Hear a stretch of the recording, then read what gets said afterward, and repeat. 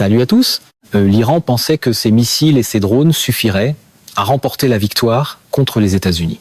Mais le régime de Téhéran est déjà en train de lever le drapeau blanc de la défaite sur un front où il n'a même pas réussi à engager réellement ses forces, celui de l'énergie. Le blocus naval lancé par les États-Unis dans le détroit d'Ormuz est en train de sectionner une par une toutes les artères de l'économie iranienne. Donald Trump a rejeté l'offre de compromis de Téhéran, qui consistait à rouvrir Ormuz et à remettre la question nucléaire à plus tard, sans même prendre le temps de l'examiner. Pour le camp de Donald Trump, la diplomatie semble souvent surtout utile quand on peut la rejeter assez bruyamment pour que cela ressemble à une stratégie. Puis une bombe politique, qui a pris l'Iran complètement au dépourvu, a envoyé une onde de choc sur la scène mondiale. Les Émirats arabes unis ont pris une décision frappante concernant l'OPEP, en dévoilant une route surprenante, capable de contourner le principal levier de pression de l'Iran, Ormuz. Ces décisions transforment le marché énergétique de Téhéran en scène d'effondrement en l'espace de quelques jours. L'économie pétrolière du pays est littéralement en train de suffoquer en ce moment même. Le compte à rebours a bel et bien commencé pour le régime de Téhéran. L'Iran ne dispose plus que de 12 à 22 jours de capacité de stockage inutilisée. Dès que cette fenêtre se refermera, Téhéran sera forcé de réduire encore sa production pétrolière quotidienne de 1,5 million de barils. À Chabahar, le seul véritable terminal d'exportation situé hors d'Ormuz, où en temps normal seulement 5 navires seraient amarrés, plus de 20 pétroliers et cargos sont aujourd'hui coincés et en attente. Le blocus naval américain a fait chuter les exportations énergétiques de l'Iran de 70%. Téhéran perd 13 milliards de dollars chaque mois. C'est stupéfiant, mais c'est vrai. Chaque mois, une somme colossale s'évapore du grand livre financier du pays et la situation est devenue si grave que, en dernier recours, le régime iranien a commencé à utiliser des navires destinés à la casse, à moitié pourris comme espace de stockage.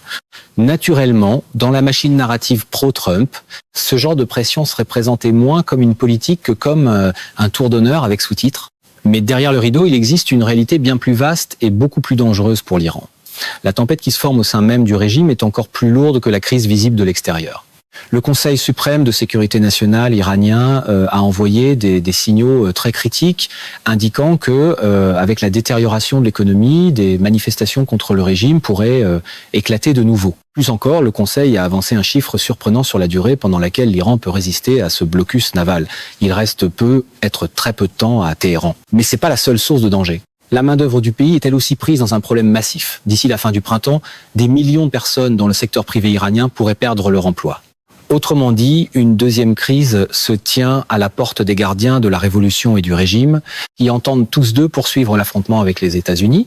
L'Iran est poussé vers une position où il devra laisser sur la table toutes les cartes énergétiques qu'il détient et accepter silencieusement la défaite. La dernière arme énergétique de Téhéran ne fonctionne plus. Les origines, les effets et les conséquences de cet effondrement saisissant montrent réellement comment tout cela s'est empilé. La toute première erreur qui a conduit le régime dans cette impasse a été de choisir de menacer les États du Golfe et de répandre la peur d'une guerre prolongée dans toute la région au lieu de penser à ses revenus énergétiques. Le régime s'est en quelque sorte pendu avec sa propre corde. Cette décision défaillante a poussé l'Iran vers être son virage le plus critique. Les racines de la crise énergétique et de stockage du pays ont pris forme précisément à ce moment-là. La réalité derrière cette crise apparaît clairement dans le rapport de la firme de renseignement maritime Kpler. En mars 2026, les exportations quotidiennes de pétrole iranien s'élevaient à 1,425 millions de barils. 2 semaines après le début du blocus, ce chiffre s'effondrait à 567 000 barils. Si le rythme actuel se poursuit, les installations de stockage de l'Iran seront pleines à court terme et dès qu'elles seront pleines, la production devra s'arrêter. Mais le vrai danger n'est pas la perte à court terme, c'est l'effondrement industriel permanent. Car une partie importante des puits qui seront fermés ne pourra jamais retrouver sa capacité antérieure. Dans la littérature du génie pétrolier, cela s'appelle une perte de production irréversible. Les analystes estiment cette perte permanente entre 300 000 et 500 000 barils par jour. Même si le blocus est levé, l'industrie pétrolière iranienne pourrait ne jamais revenir à son état antérieur. Téhéran ne subit pas seulement un choc temporaire, mais une perte permanente de capacité industrielle. Cela signifie qu'un seul conflit est en train d'effacer la vision d'avenir du secteur énergétique du pays. Autrement dit, le régime ne laisse pas seulement sur la table les revenus d'aujourd'hui, mais aussi la capacité de demain. Cette partie est généralement plus difficile à faire entrer dans un slogan de rassemblement, ce qui explique peut être pourquoi les slogans s'arrêtent souvent avant l'arrivée de la facture. Avec la fermeture des portes de sortie du port de Chabahar, les pertes seront probablement impossibles à récupérer. Pendant des années, ce port avait été l'atout stratégique de Téhéran, le plan B dont le régime se vantait au cas où Hormuz serait un jour fermé. Le port avait été développé par l'Inde. Il était aussi la porte de sortie du corridor INSTC soutenu par la Chine et la Russie. Téhéran considérait ce port comme l'une des réserves énergétiques les plus stratégiques entre ses mains.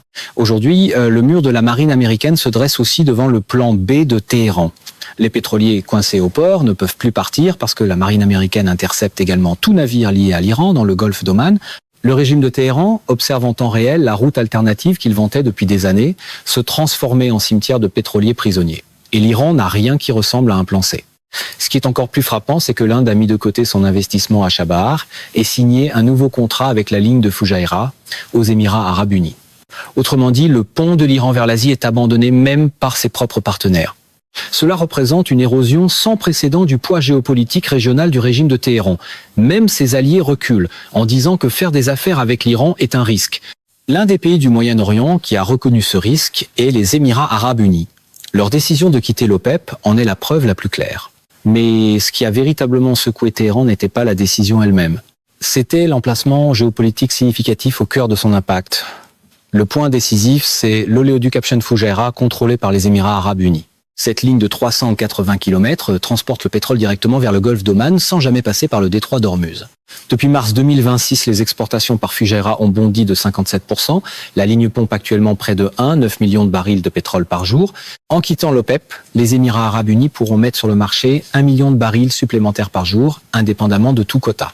Et toute la stratégie iranienne fondée sur la carte d'Ormuz semble destinée à s'effondrer en un seul mouvement, car les Émirats arabes unis se préparent désormais à fournir depuis Fujairah le pétrole que le monde réclame. Pendant que l'Iran ne trouve aucune porte au-delà d'Ormuz, les Émirats arabes unis ouvrent une grande artère qui contourne entièrement Ormuz.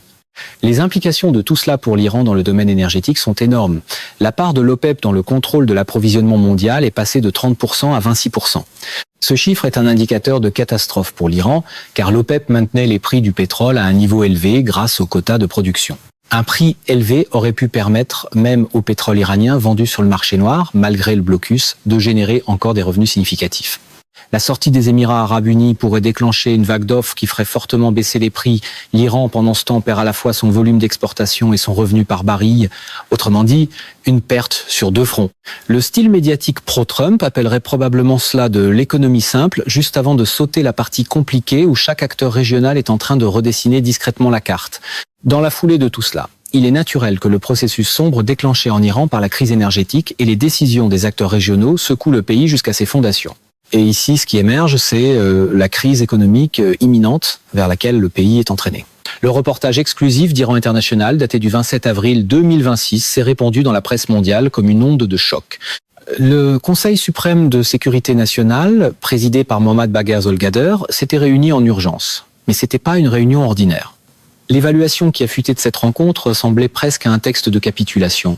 Le Conseil était arrivé à 3 conclusions centrales. Premièrement, des manifestations pourraient éclater de nouveau d'ici quelques jours. La pression économique est déjà un déclencheur majeur. Deuxièmement, le régime peut résister au blocus pendant 6 à 8 semaines tout au plus. Troisièmement, d'ici la fin du printemps, près de 2 millions d'emplois pourraient disparaître dans le secteur privé. Les responsables de la sécurité ont résumé la conclusion en une seule phrase. Les troubles sont inévitables. Seul leur moment reste incertain. Autrement dit, l'appareil sécuritaire du régime reconnaît déjà par écrit que le pays pourrait perdre le contrôle de ses rues en quelques semaines. Ce n'est pas une peur qui fuite. Cela ressemble plus que tout à un plan de capitulation. Pendant des années, le régime iranien s'est vanté avec la rhétorique d'une économie forteresse. L'économie de résistance, la stratégie qui défie les sanctions, le système blindé, toutes ces formules de propagande n'ont désormais plus de sens. Maintenant, il met par écrit que cette même forteresse n'a plus que 6 à 8 semaines de vie devant elle. La colère sociale qui avait été réprimée après janvier pourrait se rallumer sous la pression économique. L'avertissement du Conseil rend cela parfaitement clair. La question n'est plus de savoir si cela arrivera, mais quel jour l'explosion aura lieu. Et le régime, avec le document qu'il a lui-même rédigé, semble avoir légitimé cette question même. Sur un autre front, l'acceptation de l'effondrement par Téhéran ne se limite pas à cela. Même des figures situées au plus haut niveau du régime ont fini par saisir la portée du blocus américain et ses répercussions mondiales. L'une d'elles est le président iranien Massoud Pezeshkian. Le 25 avril 2026, il s'est adressé à la nation à la télévision d'État. Ce discours a été un appel humiliant pour le régime. Le message de Pezeshkian au peuple était direct. Réduire la consommation d'électricité. Puis est venu ce conseil frappant. Au lieu d'allumer 10 lampes dans la maison, les gens devaient en allumer 2, parce que cela ne ferait pas de mal. Le président de l'Iran demandait à ses citoyens de réduire le nombre de lampes allumées dans leur propre maison. C'est peu être bien la dernière phrase qu'un dirigeant d'un pays qui se vante de sa puissance militaire devrait avoir à prononcer.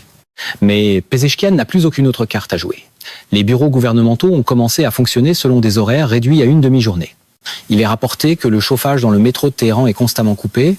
Dans de grandes villes comme Ispahan et Tabriz, l'éclairage public a été réduit de moitié. Le rial iranien a plongé à 8 millions pour $1 au cours des 2 derniers mois. L'inflation annuelle dans le pays a dépassé 40%. Les files pour le pain, la viande et le lait s'allongent. Les prix des médicaments importés ont augmenté de près de 60%. L'appel de Pezeshkian reflète une réalité que le régime, malgré toute sa machine de propagande, ne peut plus cacher à son peuple. Le contrat social que le régime iranien avait acheté avec les subventions est en train de se défaire et un président demande à son propre peuple de ne pas devenir un déclencheur de mécontentement. C'est le genre d'effondrement intérieur qu'aucune conférence de presse triomphale ne peut résoudre, peu importe le nombre de drapeaux placés derrière le podium. La raison pour laquelle le régime laisse tout cela se dérouler à l'intérieur de l'Iran est enracinée dans une crise qui n'a pas commencé avec les événements actuels. Une part importante des revenus pétroliers allait directement au corps des gardiens de la révolution islamique. Cet argent allait au Hezbollah, aux Houthis, aux milices irakiennes, aux soi-disant réseaux de résistance en Syrie. Maintenant, l'artère est bouchée. Au Liban, le Hezbollah en est arrivé au point de ne plus pouvoir payer les salaires. Au Yémen, les Houthis utilisent leur dernier stock de drones. En Irak, les milices chiites se retirent du terrain parce qu'aucun financement n'est arrivé. Le régime iranien est sur le point de perdre, en seulement quelques semaines, le réseau de guerre par procuration qu'il a passé 40 ans à construire. Un soldat, un missile, un drone, un groupe mandataire, tout cela exige de l'argent. Et l'argent ne coule plus dans le trésor de Téhéran. Les gardiens de la Révolution avaient passé des années à déclarer que si l'Iran percevait une menace, la réponse serait impitoyable. Mais le blocus a fait taire cette menace d'un seul geste, en coupant le flux de liquidités des gardiens de la Révolution. Cet effondrement financier silencieux démantèle aussi, morceau par morceau, la dissuasion militaire de l'Iran, parce que le régime de Téhéran avait acquis son poids régional en investissant dans le réseau de guerre par procuration. Maintenant, le canal d'investissement est sur le point de se tarir et le poids régional s'évapore à un rythme inédit depuis des décennies. Autrement dit, le régime avait choisi les figures importantes des gardiens de la Révolution et de son réseau de mandataires plutôt que son propre peuple. Avec le tableau actuel de crise économique et d'interruption des exportations énergétiques, Téhéran entre dans un processus dont le retour semble presque impossible. En fait, même des responsables américains avertissent que si le régime de Téhéran poursuit ce mode de gouvernance, des jours bien plus sombres l'attendent. L'une des personnes qui lance cet avertissement est le secrétaire américain au Trésor, Scott Bessent. Le 27 avril 2026, Bessent a fait une déclaration historique selon laquelle la capacité de pompage pétrolier de l'Iran s'effondrerait bientôt. Et sa prophétie finale a été un avertissement qui a trouvé un écho dans les rues presque immédiatement. Une pénurie d'essence pourrait véritablement se profiler en Iran dans un avenir très proche.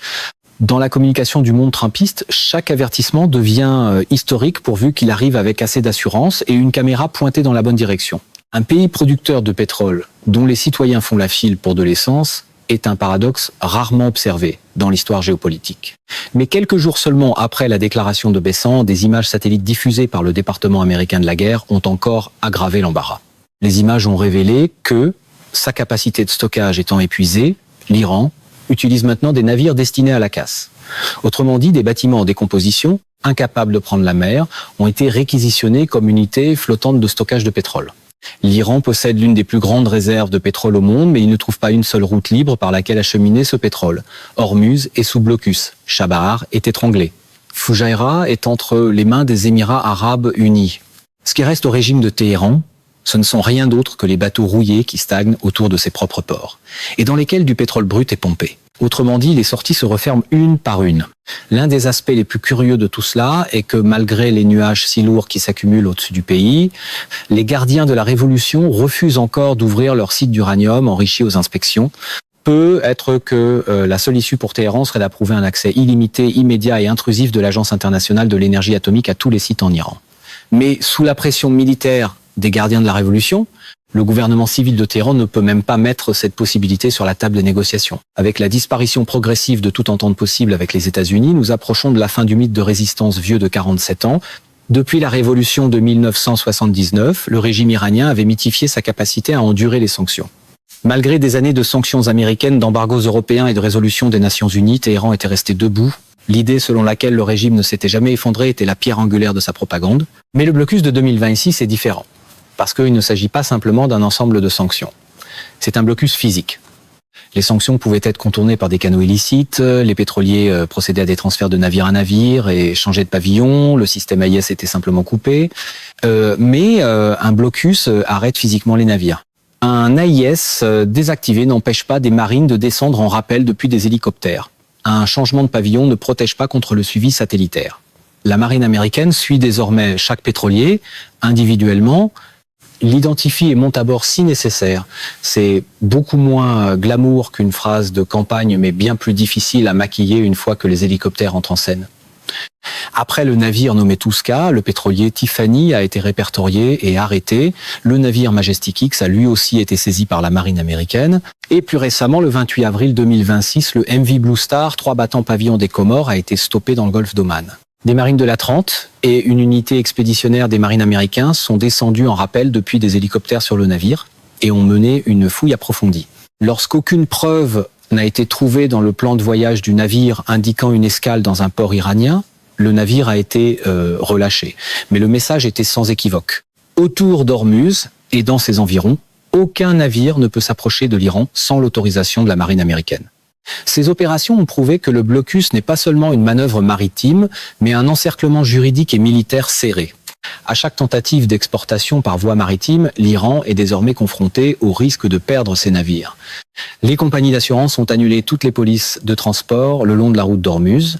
Les principaux propriétaires de pétroliers ont rayé les routes iraniennes de leur liste. Même les acheteurs asiatiques se sont retirés d'un coup de l'approvisionnement en pétrole iranien parce que l'arraisonnement d'un pétrolier par la marine américaine n'est plus une hypothèse. C'est devenu un événement presque routinier.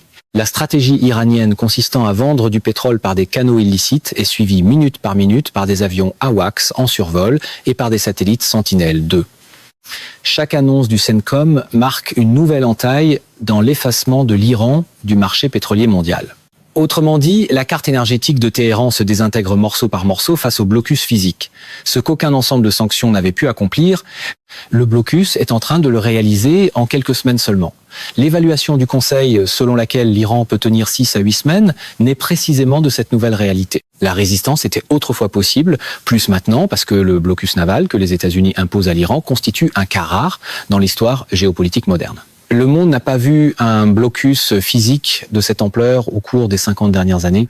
L'encerclement des navires soviétiques pendant la crise des missiles de Cuba a été de courte durée. Les blocus de la Yougoslavie étaient en partie symboliques. Les pressions maritimes exercées sur la Corée du Nord étaient limitées, mais ce blocus iranien de 2026 saisissant appartient à une toute autre catégorie. Ce qui attend l'Iran dans les jours à venir se résume probablement à 3 scénarios possibles pour le régime. Dans le premier scénario, le régime capitule et met son programme nucléaire sur la table. Dans ce cas, Trump signe un accord global en échange de la levée du blocus. Mais ce scénario signifierait une énorme faiblesse dans la politique intérieure de Téhéran. Les gardiens de la révolution pourraient interpréter cette capitulation comme une trahison. Et bien sûr, tout accord signé par Trump serait probablement présenté comme à la fois sans précédent et inévitable, de préférence avant même que l'encre ait fini de sécher. Dans le deuxième scénario, le régime résiste et le blocus continue. Dans cette hypothèse, les manifestations dont le Conseil a averti pourraient éclater. Les troubles internes pourraient se mêler à l'effondrement économique et le régime pourrait être forcé de réprimer durement ses propres citoyens. Nous avons déjà vu d'innombrables exemples de répression similaires pendant les lourdes vagues de manifestations de janvier.